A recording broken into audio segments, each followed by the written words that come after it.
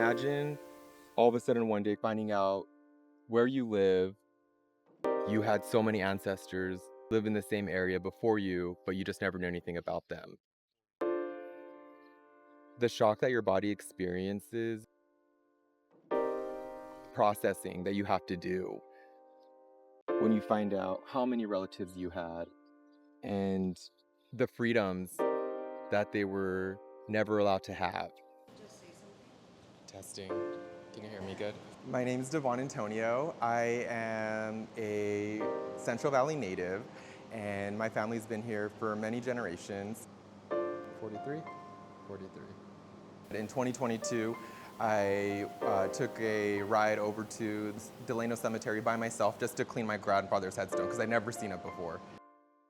As I was cleaning my grandfather's headstone, I began to notice that there were other headstones with various family names as my own grandfather. Between me and one of the office workers, we were able to locate about 50 individuals that shared family last names as my family's. I expected maybe to find 10, a dozen maybe, but when you receive a number like 50, you're like, whoa, that's a lot of family. If they were, a lot of them, bachelors or single men, it's like, were they forgotten? Because if I don't know about them and I'm like a great nephew or a great great nephew of these individuals, it makes it seem as if their memory is just no longer here with us. In the 20s and 30s, over 100,000 Filipino men flocked to America seeking new opportunities. They became migrant workers and followed the crop cycles all over the West Coast. When you start reading about the stories of Filipinos here in the Central Valley, and when you start learning about the experiences and challenges they faced as migrant farm workers, it's a very hard truth to accept and to swallow, because anytime Filipinos would end up in certain cities here in the Central Valley, it's as if they were not accepted and they were hated for no reason other than the fact that they were hard workers, and that led to them enduring many hate crimes. They had experienced having TNT dynamite thrown on them when they're sleeping. They had experienced labor housing camps set on fire. They had experienced people shooting guns right outside of their living quarters. And these all occurred in cities here in the Central Valley.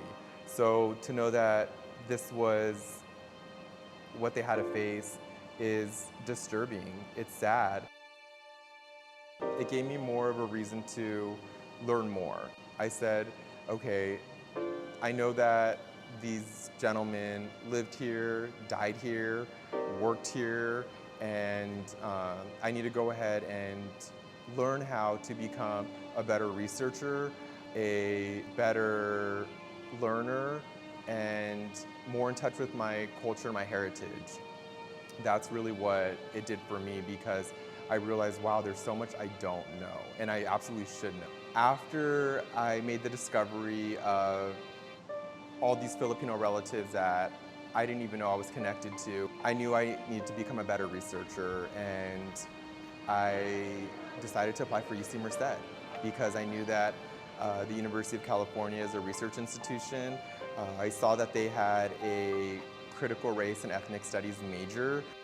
When I think about my purpose and my reason for looking into this part of history, looking into who the Filipino Americans of the Central Valley were, I realized that I'm doing it because it's a cultural responsibility.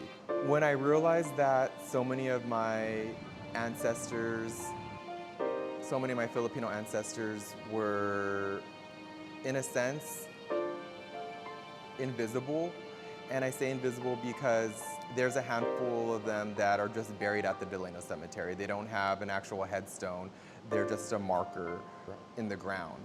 So I think that I wanted to go ahead and give them, my family, a little bit of humanity.